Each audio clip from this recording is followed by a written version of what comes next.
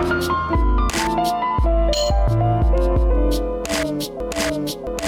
welcome guys. In this video I'm giving you some tips and tricks you can do with the Galaxy S9. So let's jump into it because there is a lot to cover. So some of them will actually include some Android features, but maybe people don't really know about them. So for example, on the lock screen, if you were to try to make a phone call, if you swipe up, but you don't have the security credentials, you can actually hit emergency call. What the purpose of this is let's say a paramedic finds your phone, maybe you got in a car accident, hopefully not. They need to call maybe your loved one or something. You can actually add emergency contacts. It actually tells you that you can't do it from here because you have to unlock the phone to do it, but it tells you the steps exactly what to do. Go to contacts, groups, ICE, which is in case of emergency, and then add emergency contacts from here so they can contact whoever is needed to. So out of the box, I noticed that if you swipe up, you can get to the apps listing, but these apps are all mixed up. They were a giant mess. I don't know why Samsung did that.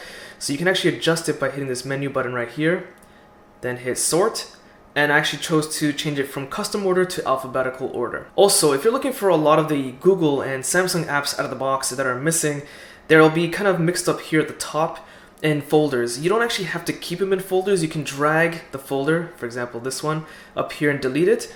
It won't delete the apps in the folder, it'll just delete the folder itself and keep it nice and tidy, and all the apps will then be divided up amongst this list. Samsung actually included a lot of customization available in the phone, a lot of people are not aware of. So again, in the apps listing, if you go here to the menu at the top right, then home screen settings, you can actually adjust how many grids, how many sizes you want here, as well as the apps listing. They actually allow you to do a lot of customization. A lot of Android manufacturers don't allow you to do this. I'm glad that Samsung did. Swiping over to the right from the main screen will actually take you to Bixby Home. Now, if you want to use this, you can. I personally don't. So there's the ability to turn off Bixby at the home button level because pressing and holding it will turn it on. So what you have to do is hit this gear icon at the top.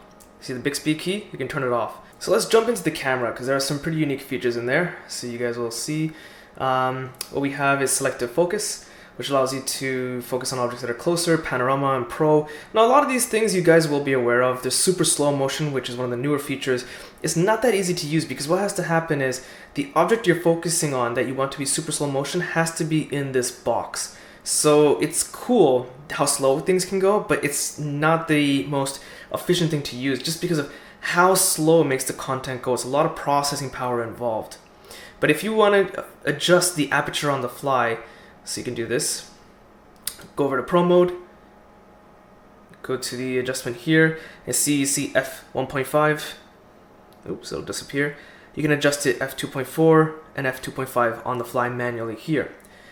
Because there is dual aperture in this camera, it will actually adjust it at the physical level, which is extremely unique for a cell phone. So switching over to the selfie camera, this is where actually you get a lot of the better examples of the augmented reality features. So if I go here, here's the augmented reality you can create, but you have to go through a setup process. For some people, it will look exactly like them, but in my case, it doesn't. So I can do some things like, it doesn't really open my mouth that well. It's not that great. I try to do some eyebrow shifts like that. I personally find it gimmicky. It's not the best effort I could have seen from a cell phone manufacturer, but you can remove some of the stickers. You can go more into the Snapchat-like features if you want, like that. So just more gimmicky. There's also wide selfie, which is a panorama selfie. This allows you to take a group large selfie. A lot of people aren't aware about this. It's a pretty neat feature. Of course, if you go into the Samsung Health app, there's actually an ability for you to measure your blood pressure as well as your heart rate. So if you go to the heart rate sensor measurement, for example, you can hit measure.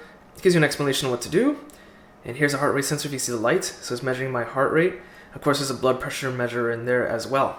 There's also other features with health related in terms of counting your steps for the day and other things like that. You can track your trends, share with your friends, and your progress. Because it has a curved screen on the edges, there is the Edge apps. So if you just swipe over, see that gray area, you can actually slide it up and down. If you just kind of hold that area just a little bit, if I let it go, and if we were to just slide it over quickly, it brings up my shortcut apps. So here, these are apps that I can edit. So hit edit, I can actually pick from a whole bunch of apps to slide over here. I can rearrange them as I please.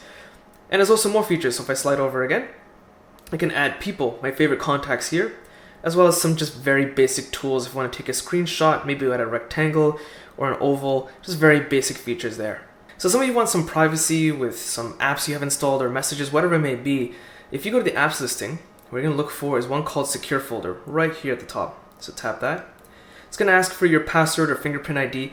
I just unlocked this feature, so that's why I went to it automatically. And here you can install private apps. Now, whatever apps you install here will not appear in your main apps listing. This is hidden and locked, completely secure.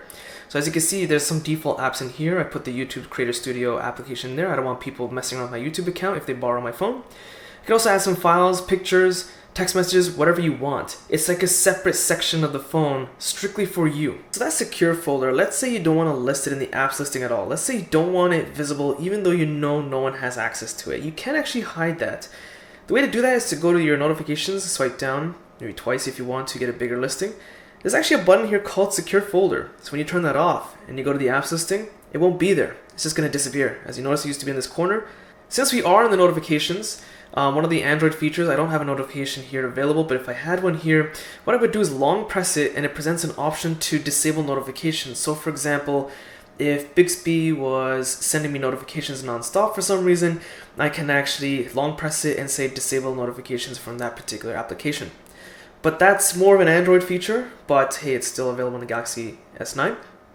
Now the notifications here you have, they're rather limited, right? You can't really swipe around like you used to in some of the older Galaxy S devices, but you can swipe down a second time, and here you have a lot of icons. But this might not be all of them. So what you can actually do is when you swipe down a second time, hit the menu button. You can resort the button order, the grid size, as I mentioned to you guys, or contact them for help, which is great. You don't actually see that really often. But if you hit button order, here you're gonna have all the buttons that you currently have live, and here's some extra ones down here. But you can rearrange these ones here if you want to. There's something called performance mode, which helps enable the phone to really kick it into high gear if you want to play a high graphics game that is available on Android, which, to be honest, I don't know of any game that can really push it to its limit anyway, which is great, because the phone is pretty powerful. So if you're finished editing here, you can. There is something called blue light filter. What this basically does, you notice the tint lowers. So some researchers have said that having screens like this, LCD, OLED, and all the list goes on, using it at night, just before you go to bed, thinks your brain is looking at the sun, and there's sunlight available, which makes it a bit more difficult to fall asleep at night. So what Samsung did was include the blue light filter mode, which if you turn it on before going to bed and you want to use your cell phone, it helps your brain a little bit better, thinking that, hey, you're not looking at sunlight. It might be a little bit easier to fall asleep. And of course, here at the bottom, you do have the ability to adjust the screen brightness, as well as adjusting if you want auto brightness or not. But auto brightness on every single cell phone I have ever used has been horrible, so I personally recommend to keep it off. There's one feature here called Smart View. What this basically does is allow you to use Google's mirroring Chromecast capability right from a notification drop-down. You don't have to go into any special app. You can just do that, and you can actually mirror the entire phone right on the fly. So you don't have to, say if you want to present Netflix, you can do it within Netflix, but let's say you want to show your entire phone on the screen, you can just do it in that method. So believe it or not, a lot of the main Samsung exclusive features are actually available in two places. One is the settings menu, which I'll get into quickly. The other one is, I just want to show you guys, the Galaxy Apps app, which is basically Samsung's own Play Store. There are some exclusive features that your Galaxy device can get updates from there, or special apps only for Galaxy devices from that apps store. So the other one, as I mentioned, is a settings menu, which is built into the phone. So starting at the top, you can search within the settings menu. So for example, if we're to type NFC, it would search everything within it, right? So that's pretty neat, quick shortcut. This top right icon right here is linked to your Samsung account. I'm not gonna open it because I don't want you to show my details. But you can edit your Samsung account, set a profile picture and whatnot for your cell phone in case you wanted to. So if we go to the connection setting, here you have a whole bunch of settings on Wi-Fi, Bluetooth, LTE connection, all that jazz, as well as data usage. So as you can see, I've used 8.4 gigs of Wi-Fi between March 20th and 30th. I currently don't have a SIM card in here right now, but otherwise it would show my mobile data usage in here as well. So we'll go down just a little bit further. If you go to more connection settings at the bottom, there's the ability to print, as well as one called Download Booster. So if I tap on that, which is currently off, what this basically does is if you have a file that's 30 megabytes or larger, you can actually use the speed of your LTE and Wi-Fi combined to download the file faster. But that depends on where you're downloading the app from. Now this feature might be region dependent, so it may or may not be available depending on which model you have. Also, one more thing I want to mention on that note is that the SIM card tray, which is up here at the top, it actually has two slots. One is for a main SIM card, which you have to use no matter what. The other tray is actually for a micro SD card, but in some regions, you can actually not use a micro SD card if you don't want to, it's optional, and put a second SIM card in there. So you can have two SIM cards active at the same time on your Galaxy S9 device. So that's region dependent, okay? And it won't be available for everybody. Sounds and vibration. Here, of course, you can adjust your sound options, your vibration intensity, whatnot. Nothing too major up here, and this, of course, is this haptic feedback and stuff like that. Of course, you do have sound quality and effects. You have an equalizer mode. There's Dolby Atmos mode, which, to be honest, turning it on or off, I don't really notice a difference. So there's a really cool feature in here called separate app sound. So for example, if you have a video game that's playing on this cell phone and you want to project the sound through Bluetooth to a speaker, you can do that.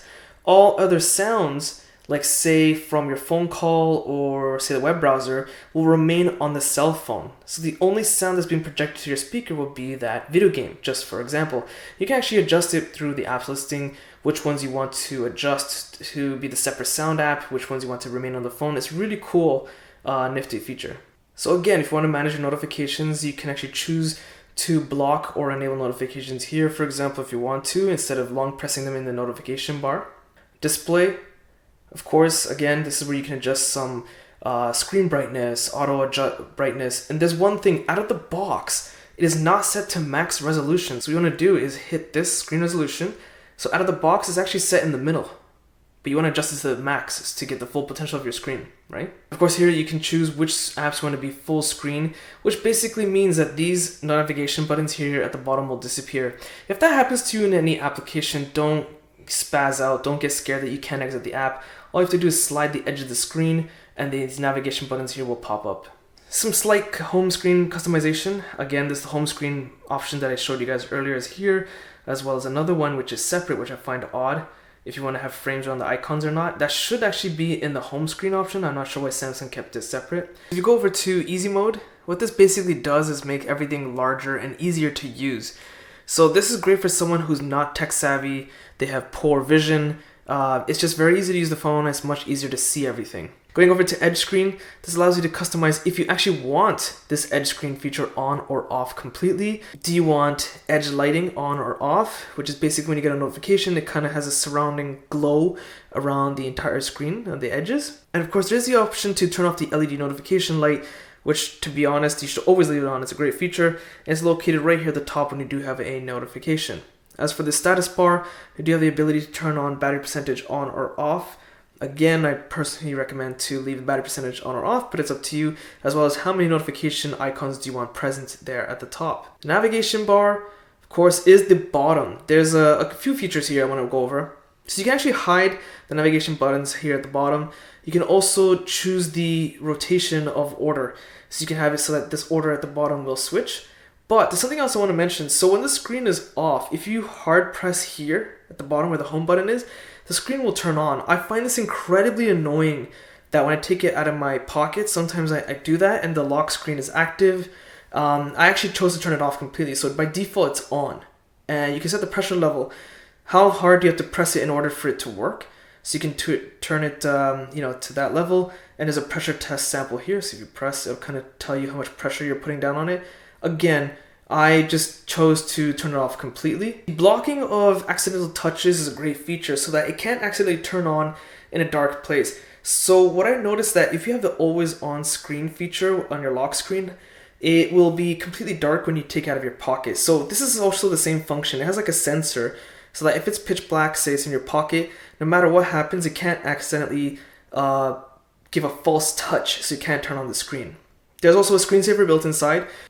Advanced features, as you would expect, is advanced features. Some of the more classic Samsung Galaxy S features. So for example, Smart Stay. If it's active, it'll keep the screen on while you're looking at the device. It kind of looks at what the user is looking at. If you notice that you're looking at the screen, it'll keep the screen on. As for games, let's go over here. Game Launcher is basically like a game launching feature. If it detects that a game is being used to give you additional features. One-handed mode basically allows to drag from the corner top down, so the app will become like maybe boxed and smaller here, this little bottom corner for example, or you can do it from the opposite direction. You also have the ability, do you want to do it through a gesture or through a button home command if you tap the home button 3 times. You can also launch the notification center if you want to, if you enable this feature. And I'm talking about this one right here at the top. Swiping down on the fingerprint sensor will bring it down, swiping up will swipe it back up. You can also use it to open Samsung Pay. Quick launching the camera, basically if you press the power button twice quickly, it'll quickly just launch the camera, which is, I think this is a great feature. It's fantastic and it's pretty lightning fast. Devices and apps basically allows you to long press the home button and use a assistant app. So in this example, it's enhanced Google services. It analyzes text on the screen, analyzes images on the screen. Multi-window is a classic Samsung feature, which a lot of manufacturers, including Google, have copied.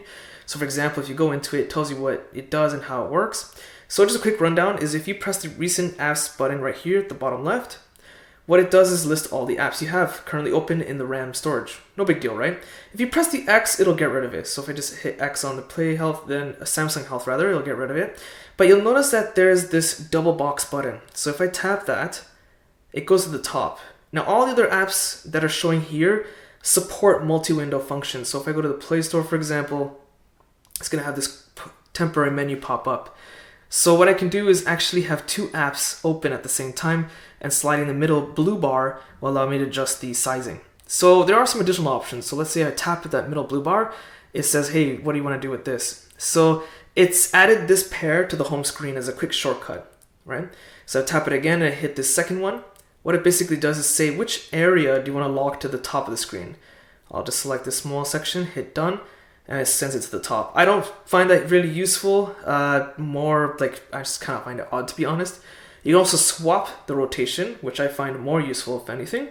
And if I hit this one over here, it presents a small app window, a floating window. Pretty neat, right? You can drag it around, you can resize it, of course. So you can make it, let's say, smaller. There's one resizing option. It's a floating button, right?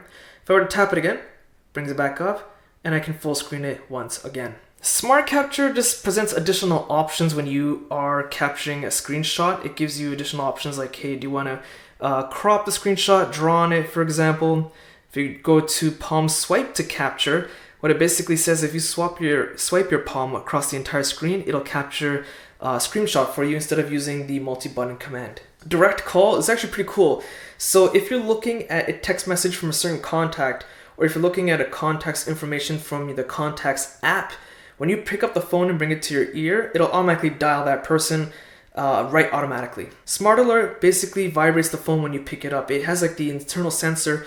It knows that when you've picked it up, it's going to vibrate saying, hey, you have some messages. Be sure to unlock the screen or at least turn the screen on and look at what notifications you have. Easy mute, pretty simple, right? So for example, if you have an alarm or incoming call, you can either flip over the phone on its face or just put your palm over the sensor at the top and it'll mute it. This has actually worked great, especially with the alarm clock feature, which I've used. Swipe to call or send last message is basically in the Contacts app, you can swipe a contact and it'll call them or send a message depending on which direction you swipe.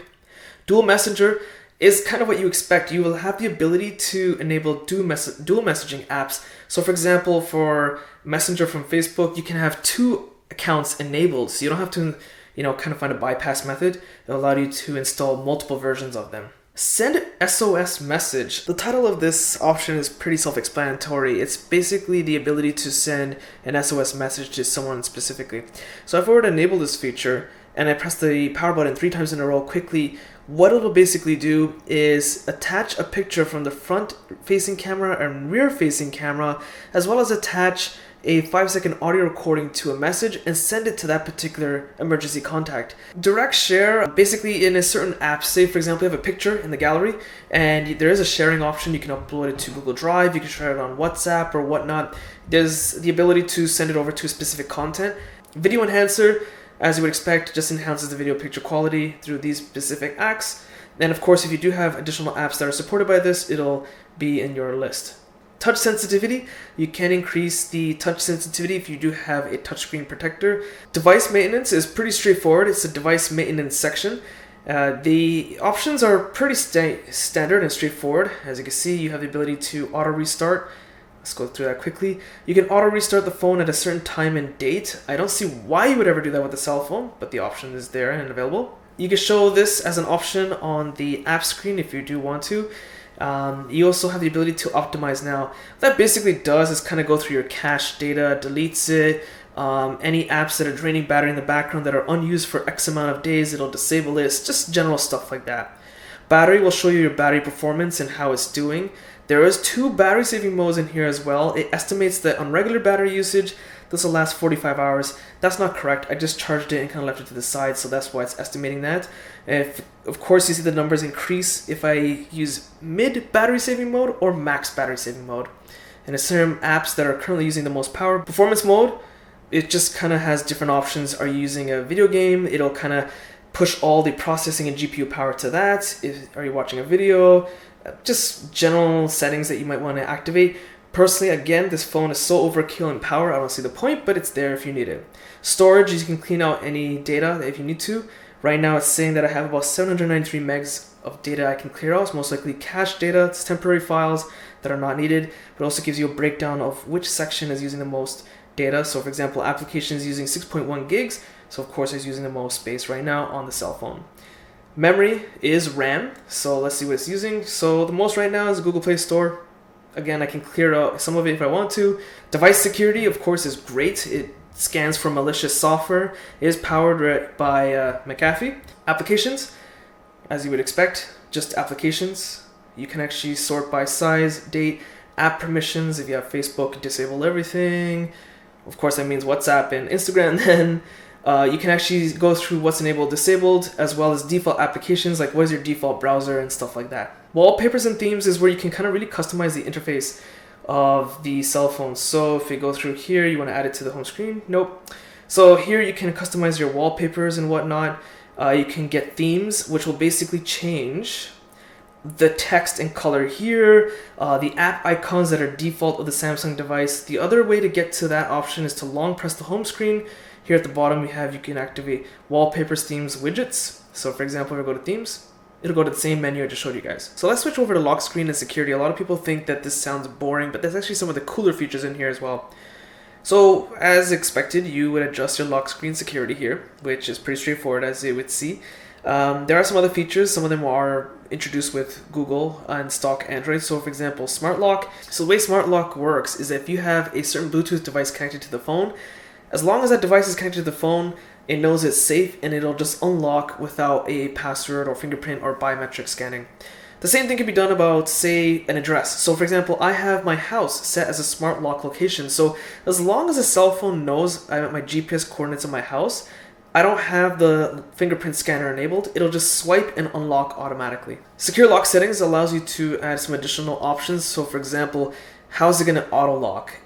Will it auto lock when you press the power button instantly? So sometimes with cell phones, when the screen times off, you press the power button within 5 seconds, it'll unlock to whatever you're looking at last.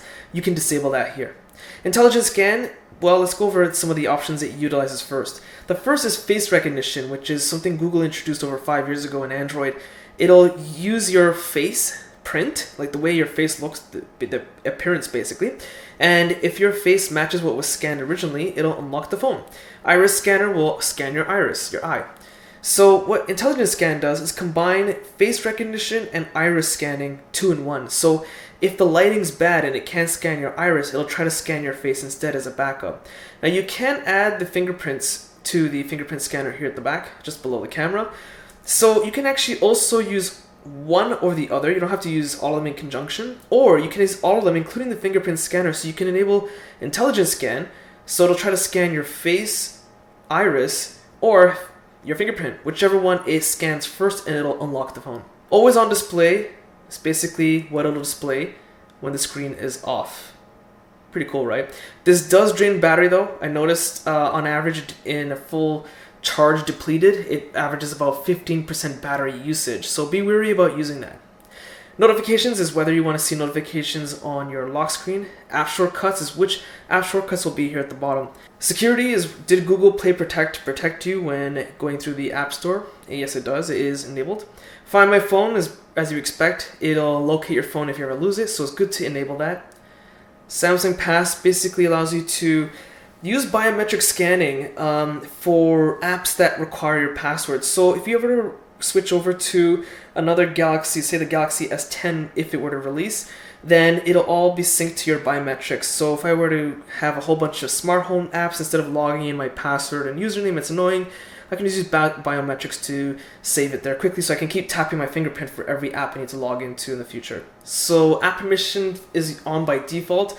It's kind of something like, hey, WhatsApp, if you were to open and install it for the first time, it'll say this app wants access to your contacts, yes or no. Secure Startup will allow you to adjust the permissions. So when you boot up the phone, do you want to have it so it's mandatory to enter the password, yes or no? I highly recommend leaving it as a yes in case your phone is stolen. You don't want someone to just get in there without a password, right? You want it as locked securely as possible. Do you want to encrypt the SD card that you put in the top slot here? Yes or no? And other security settings, if you go over here, do you want to make passwords visible? Just some very basic generic stuff. Clouds and accounts, I'm not going to go into too much, but it's pretty generic stuff.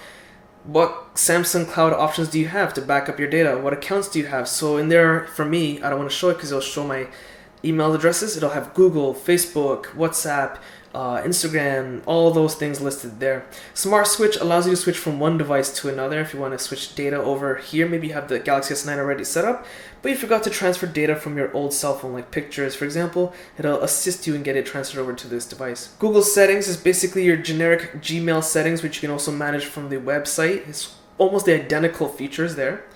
Accessibility, believe it or not, there are some unique features in here that may be useful despite you thinking you don't need accessibility assistance. So we'll start with vision. Voice assistant on or off. It will basically kind of give you some assistance if you visually impaired. If it really is tough to see the screen, it'll kind of give you assistance. If you tap a certain part of the screen, it'll give you some voice assistance as what you're tapping. Dark screen. Do you want to keep the screen dark at all times due to privacy? You can double tap the power key to enable that. Font and screen zoom. So you can actually choose how do you want to have font sizes displayed. So let's just have them larger overall. You can have the zoom. So there's various options in here. You can actually change the font size and the font itself. High contrast fonts. As you can see, the text just kind of changes. Not that noticeable. Do you want to have buttons, shapes outlined? Yes or no? Again, it's not that noticeable, but it might help some people. You can magnify what's on the screen with a magnifier window. So the way magnification, you can enable it or disable it. For example, you can triple tap the screen, it'll zoom in a lot, or you can just tap the magnifier button to enable it. Large mouse and touchpad pointer, that's if you have a mouse connected to your cell phone. Yes, it is possible.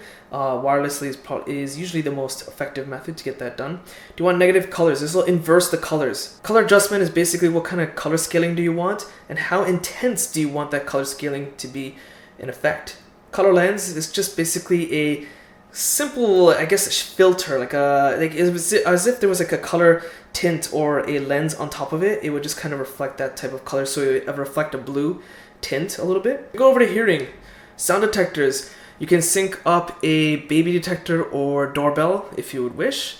You can flash for notifications, so basically it'll flash the camera or the screen if you receive a notification. You can mute all sounds. You can sync up hearing aids, subtitles, and mono audio. Dexterity and interaction. Universal control with custom switches.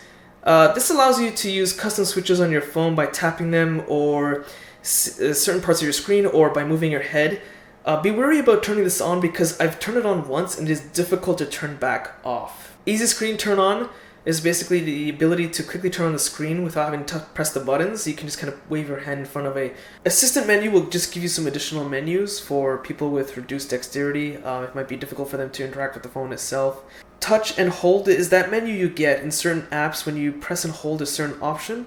This will allow you to adjust how long do you have to press and hold to get that special option. And interaction control will block off certain parts of the screen from being interacted at all. You can't do anything with it, which again, turn it on, be wary because it is difficult to turn back off. Text-to-speech and some of these other options are rather generic, and I'm going to go over to them. Direction lock allows you to use some special unlock features, which I'm not sure why it's here. So instead of using, say, your fingerprint scanner or the unlock pattern, you have those swipe commands, you can actually do some special patterns like swipe left, left is this way, 3 times in a row, and then up and then down. It'll actually give you a different type of unlocking pattern security setting. Direct Assist allows you to add some of the assistant functions as shortcuts, which is great. And go down a little bit further, notification reminder. This will vibrate if you have any unread notifications, which to me should be just a general feature. It doesn't have to be this hidden. That's kind of cool. Single tap mode allows you to tap to certain functions like alarms, alerts with a single tap. Answering and ending calls. There are some other unique features in here. You can press the volume up to answer calls, just as an example, or press the power button to end a phone call. General management, as you expect, is very generic. Nothing special here. Date and time format, you can contact support, what kind of marketing information is available if you want to opt in. Software update, of course, you can check for software updates automatically or manually if you wish to. I really dig this feature down here, user manual. It has the ability to send you to a Samsung link, which is pretty much a manual for your cell phone. There's one feature I almost forgot to mention. I don't find this that useful. It doesn't work that well for me, but it might for some others. If we go back to sounds and vibration, if you go all the way down, go to sound quality and effects, and we have this option which I showed you guys earlier. Adapt sound. So if you tap that, you notice that depending on your age, it'll recommend what sound profile you should have, and you can actually personalize it, so you can kind of have it adjusted to what is best for your hearing. And of course, there is Dolby Atmos feature where you can turn on and off. I've used it. I noticed almost no difference. I mean, it's a cell phone at the end of the day. There are dual speakers, one at the top here and one at the bottom here, which is great. It's the loudest Samsung Galaxy S device to date, but again, it's not that useful. So that's pretty much it. There's not much more to show you guys. Overall, it's a pretty good device. I did do a review on it. You can find a link to that in the video description for more information. So if you guys found this video useful, be sure to check out my social links in the video description. Hit that like button, it does help. Subscribe, and thanks for watching.